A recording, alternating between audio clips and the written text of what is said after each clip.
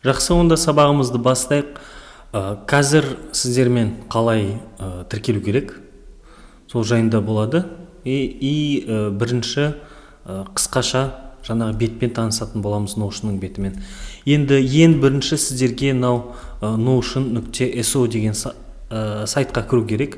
Осы жерде Notion жайында қысқаша анықтама бар.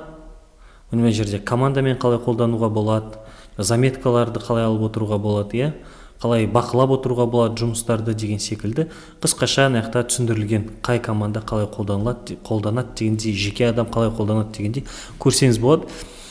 Одан кейін қалай тіркелеміз? Мына жерде қызыл перне бар, осыны бассаңыздар, Try Notion Free дегенді, қарапайым регистрация болады. Сонымен өздеріңіз регистрация жасай бересіздер.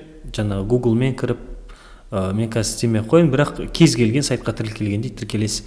Одан бөлек не істеуге болады? Мына жерде, download деген жерде компьютеріңізға Mac болуы мүмкін, Windows болуы мүмкін, бағдарламасын, Notion бағдарламасын жазып алуға сіздерге ұсыныс берем. Себебі бағдарламамен қолдану оңайырақ, жеңілірек болады өзіңізге. Бірақ осы сайттың ішінде де қолдана берсеңіздер болады, в принципе, Notion'да. Тіркелу жайында қысқаша толығырақ көрсетіп жіберейін. Тіркелу үшін Try Notion Free деп басасыз, басқаннан кейін мынандай бет шығады. Осы бетке сіз өз имейліңізді жазасыз. Осылай өз имейліңізді жазасыз. Одан кейін мына кнопканы басасыз. Сосын мынандай бірдеме шығады. Сол кезде сіздің өзіңіздің почтаңызға осы жазған, сізде әртүрлі болуы мүмкін, собачка Gmail бірдеме деген сияқты. Басқан кезге сіздің почтаңызға бір не келеді, пароль келеді, пароль сияқты ұзын бір дүние келеді. Мұны мен ашайын. Міне почтама келіп тұр, мынандай не алам. И мына жерде мына ұзын келген сөзді алып көшіріп алам да мына жерге жазам. Жазғаннан кейін продолжить деймін. Ол ашылады былай. Сосын сұрайды, атыңыз кім деп атайын сізді деген сияқты. Сіз Азат дейсіз. Астына пароль жазасыз. Одан кейін сурет қойғыңыз келсе сурет қоясыз. Одан кейін жалғастыр дейсіз, Сосын сізде мынандай бет шығады. Бұл жақты ештеңе істемей қойсаңыз болады. Skip дегенді басасыз. Одан кейін Create New Workspace дегенді басасынан.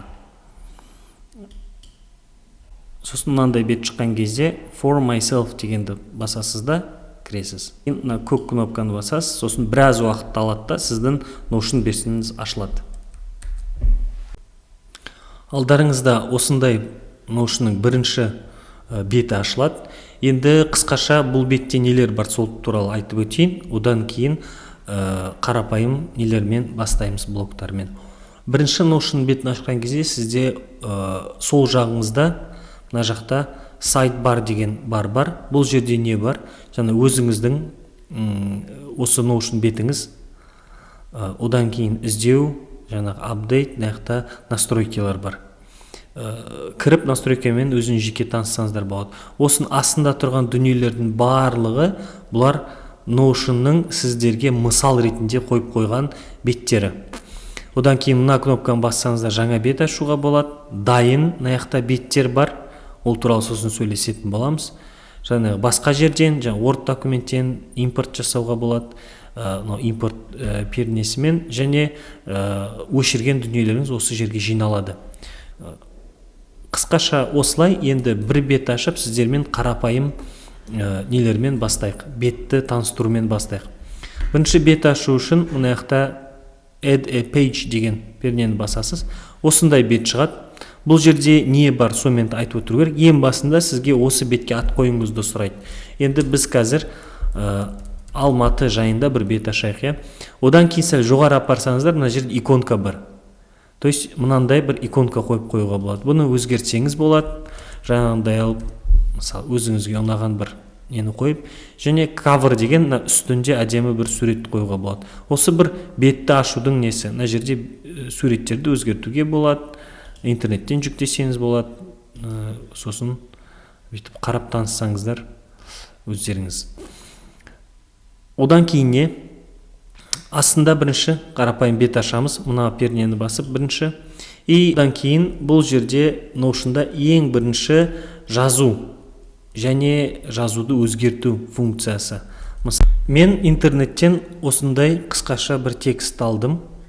Байқасаңыздар, мына текстті мен былай үстіне апарған кезде мына жақта сол жағында 6 нүкте бар. Бұны бассаңыз или таңдасаңыз, міне былай бұл жеке алынады. Немесе бүйтіп 3 текст алсам, 3 бір коробка сияқты бөлек. Бұл коробкалар, құрметті көрермендер, блок деп аталады. Яғни Notion беттерден және блоктардан құралған. Ол не деген сөз? Мынау әр блок бұл бөлек коробка сияқты. Бұның ішіне өзіңіздің қалаған дүниеңізді қойсаңыз болады. Міне, оны қалай нетесіз? Бұлай басқан кезде астында шығады. Мына жерге міне 3 блок тұр менде. Бұл блоктарды сіз легадағы кубиктар сияқты елестетсеңіз болады. Соны алып, бетіп орындарынан қимылдатуға болады. Мысалға, бір блокты бір блоктың үстіне қойылам. Немесе бұлай алам да оны бетіп жанына апарсам, жанына барып тұрады. То есть, 2 кубик жанында тұрған сияқты. Енді біз бұл блоктармен не істеуге болады? Бірінші бұлай басқан кезде бұл жерге текст жазуға болады. Біз Enter'ді басамда бір қысқаша бір сөз жазып көрейік. Мысалға, Астанада бар кафелердик. Мысалы, текст жаздық.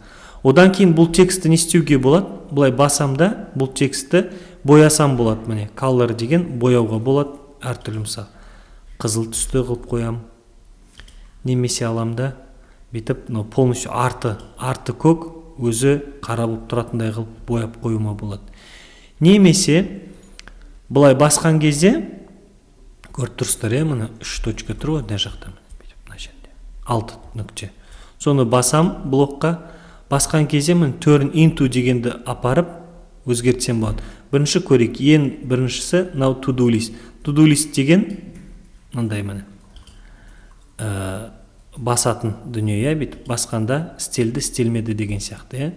Біз қазір былай істеп көрейік. Мына 3 блокты алайық та, мына көрдіңіздер, мына специально жазып қойдым. Тауға шығу үшін керекті заттар: қалың киім, тамақ, карта дедім. Осы үшеуін алып чек-лист қылып қойық. Тауға шығардың алдында қарау үшін.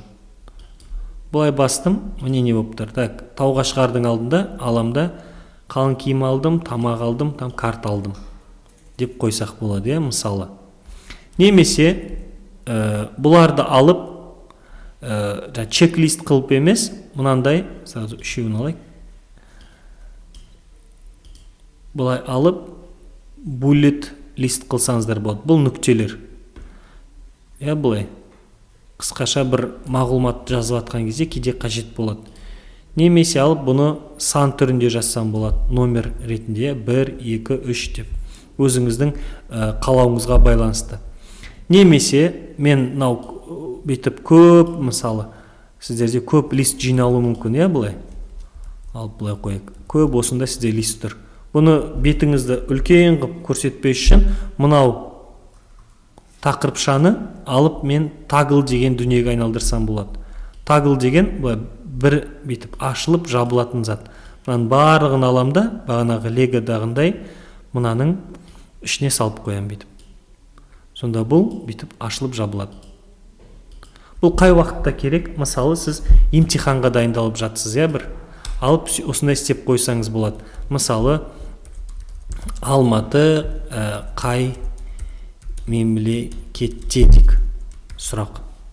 Осыны алайық та, тағылайық. Сұрақ. И жауабы қандай болады? Қазақстан дейік. Осын өз-өзіңізге сұрақ сұрайсыз. Алматы қай мемлекетте? Көріп тұрған жоқ. Жауап Қазақстан деген сияқты. Оны toggle деп аталады. Одан бөлек енді бұл жерге біз осындай бір қысқаша бет істеп жатырық. Осы бетке енді өзіміз алып бір сурет қойық. Суретті қайдан алсақ болады? Интернеттен алып көрейік. Интернетке кіріп, мен мынандай бір сайтқа кіріп отырмын. Осы жерден маған ұнаған бір суретті алайық. Мысалы, мынау алманың суретін алайық. Бетемізді копировать картинку дегенді басасыздар. Осын ол бүйтіп Enter басайық та, мына жерге қойық суретті. Аламыз да вставить дейміз. Интернеттен суретті алып алды. Енді бұны алып мен не істесем болады? Қазір жүкте болсын.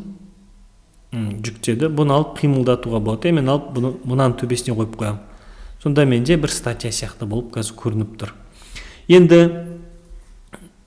сәл осы философияны түсіну үшін біраз қиындау болуы мүмкін, бірақ түсініп алсаңыздар негізгі идеясын түсінген боласыздар. Енді бұл алған кезде байқасаңыздар, міне қанша блок тұр мына жерде? 1, 2, 3, 4, 5, 6, 7 блок тұр. Енді мына блоктар екі линияда тұр. Мен мынаны алып, мынаны кешірерсіздер. Мынаны алайық та, мынаның астына апарып қойып қоюға болады. Астында жиналып тұрады. Мына блокты өшіріп тастасам болады. Енді сіз өзіңіз алып, міне басқан кезде қалай сразу, допустим, жаңағы чек-лист жасауға болады. Міне мынандай бір кнопканы басасыздар, мына жерде көрсетіп тұрғандай клавиатураңызда басқан кезде мынандай бет шығады. Не істегіңіз келеді дейді да осы блокпен. Текст қылғыңыз келеді бе? Бұл блокты бетке айналдырғыңыз келеді бе? Немесе жаңағы чек-лист қылғыңыз келеді бе деген сияқты көп әртүрлі нелер бар, мысалдар бар. Осы мына жерде Basic Blocks дегеннің барлығын өзіңіз қазір істеп көріңіз, видеоны көріп болған соң. Мынаны басамыз, мысалы, и сразу чек-лист шығады. Маған айталық не туралы жазғыңыз келіп тұр? Үйге сатып алатын заттар туралы жазайық. Мысалға, нан, сүт деген сияқты жаза бересіз да, қант деп осылай жаза бересіз. Қысқаша солай, бұл ең қарапайым жаңағы простой блоктар. Basic Blocks деген бөлім болатын. Қазір Notion'нан өзіңіз бір бет ашып көріңіз. Мына жерден бір тақырып беріңіз. Өзіңізге ұнаған Астана деп қойық. Мына жерге мынаны бассаңыз қарапайым бет иконкамен шығады мынандай. Мына жерде бір иконка қойсаңыз болады, алып Астана туралы. Мысалы, Астана біздің жүрегіміз деген иконка қойық. Сосын мынандай кавер қойыңыз. Мына жерде каверді өзгертсеңіз болады. Мына жерде мен интернеттен іздеу пернесі бар. Unsplash деген сайттан іздейді. Бұяққа мысалы ағылшынша Астана деп жазсақ, Астананың суреттері шығу керек. Шықты. Біреуін таңдап, бүйтіп Астананың суретін қойып қоюға болады қазір. Енді осы жерге мынандай кнопканы басып, слэшті басасыздар да. Basic Blocks дегенде әрқайсысын өзін істеп көріңіз. Тексті, бетті, to-do list, headingті барлығын жеке-жеке бір-бірден істеп көріңіз. Сонда өзіңіз істеп көрсеңіз, түсіну оңайырақ болады деген ойдамын. Мынаны бассаңыздар, міне суреттің положениясын өзгертуге болады. Жақсы, қысқаша солай